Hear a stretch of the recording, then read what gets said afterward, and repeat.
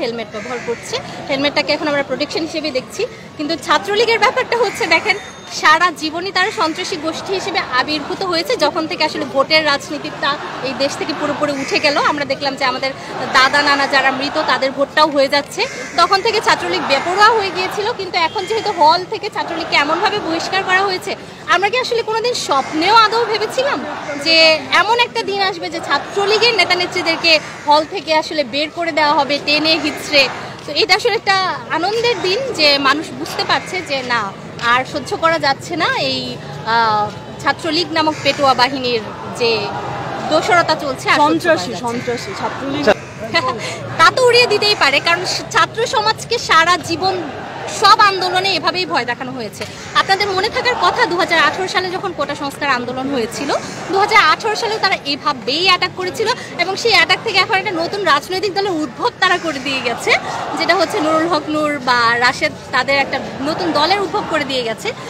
যদিও সেই কোটা বাতিল করার ফলে এখন মনে হচ্ছে নতুন দল না, বাংলাদেশ একটা নতুন অভ্যুত্থান হয়ে যেতে যাচ্ছে। ওনার আসলে ভয় পাওয়া উচিত ছিল, উনি আসলে ভোটের সরকার প্রধান না, তারপরে উনি ভয় না পেয়ে বেফাস কথাবার্তা বলে ফেলেছেন। এখন দেখা যাক কোথাকার পানি কোথায় গিয়ে গড়ায়। কিন্তু বাংলাদেশের মানুষ তারপরে ওনাকে গ্রহণ করেছিল প্রথম অবস্থায়। কিন্তু উনি যেহেতু এরকম ত্রাসের একটা সাম্রাজ্য কায়েম করতে চাচ্ছেন, দেখেন প্রথমত বাংলাদেশের মানুষ এমনিতেই ক্ষিপ্ত। দ্রব্যমূল্যের যে ঊর্ধ্বগতি সেটা আসলে নাভিশ্বাস উঠিয়ে দিচ্ছে। তারপর আবার ভারতকে রেলের ট্রানজিট দিয়ে দেওয়া, পুরোপুরি বাংলাদেশের বুক চিরে ভারত যাবে, যেটা বাংলাদেশের শিশু স্বায়ত্তশাসনের জন্য হুমকি স্বরূপ। সুন্দরবনের কথা বাদ দেওয়া যাচ্ছে না। মানুষজন বলে যে মেট্রো রেল করেছে, তারপর বঙ্গবন্ধু টানেল করেছে। দেখেন অবকাঠামোগত উন্নয়ন এমন একটা জিনিস যেটা সারা জীবন চলবে, সরকার যেই থাকুক।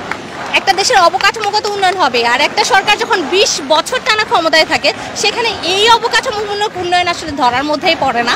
এগুলো হওয়ার কথাই ছিল বা হবেই। সুতরাং ওনার এইভাবে বলার কিছু না, আমি এই করেছি সে করেছি। আপনাকে করার জন্যই আপনি ওখানে বসেছেন, যদিও জনগণ বসায়নি, আপনি জোর করে বসেছেন, কিন্তু আপনি এগুলো করতে বাধ্য। কিন্তু আপনি যেহেতু ভুলে যাচ্ছেন যে আপনি কি করতে বাধ্য এবং কি না, আপনি মনে করছেন আপনি একটা আসলে, আমরা আগে দেখতাম যে রাজা বা বাদশা টাইপের ব্যাপার থাকে, যে প্রজাদের কথা ভাবার দরকার নেই, উনি যে কোনো সিদ্ধান্ত চাপিয়ে দিতে পারেন। কিন্তু মনে রাখা উচিত এটা একটা গণতান্ত্রিক দেশ এবং সেখানে উনি এইভাবে চাপিয়ে দিতে পারেন। আচ্ছা, আরেকটি বিষয় সেটা হচ্ছে আপনাদের রাজাকার কেন বললো? যিনি প্রশ্নটি করেছিলেন সাংবাদিক, তিনি, আমি জানি না সুশীল সমাজ থেকে কেন এই ধরনের জিনিস ভাবা হয় যে যারা সরাসরি মুক্তিযুদ্ধে অংশগ্রহণ করেনি বা হচ্ছে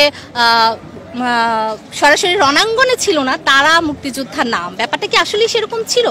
95% মানুষ বা তারও বেশি মানুষ যদি তখন মুক্তিযোদ্ধাদের সাহায্য না করতো তাহলে কি যুদ্ধটা আদৌ এরকম হতো? তারা খাবার দিয়েছে, থাকার জায়গা দিয়েছে এবং সর্বোপরি সবভাবেই তাদেরকে সহযোগিতা করেছে। তারপর হচ্ছে রণাঙ্গনের যুদ্ধটা বা গেরিলা যুদ্ধগুলো কিন্তু এভাবেই সফল হয়েছে। তো এটা ভুলে গেলে চলবে না। আজকেও আমরা যারা এখানে এসেছি আমাদেরকে দেখা যাচ্ছে অনেকে পানি দিয়ে সাহায্য করছে, তারাও কিন্তু এই আন্দোলনের অংশীদার। আমরা কিন্তু বলতে পারবো না যে শুধুমাত্র স্টুডেন্ট যারা আন্দোলন করছে তারাই। আমাদের অভিভাবকরা রাস্তায় বসে আছেন আমাদের নিরাপত্তার কথা ভেবে, তারাও এই আন্দোলনের অংশীদার। তো এইভাবে মুক্তিযুদ্ধ আন্দোলনের অংশীদার তারা ছিল যারা সরাসরি রণাঙ্গনের যুদ্ধ করেনি, সবার সেই সুযোগও হয়তো ছিল না। তো সেইভাবে উনি যদি এখন মনে করে যে যারা রণাঙ্গনে সরাসরি যুদ্ধ করেনি তারা ছাড়া আর বাকিরা সবাই রাজাকার হয়ে গেল, তাহলে ওনার আসলেই ওনার বক্তব্যটা চেঞ্জ করা উচিত।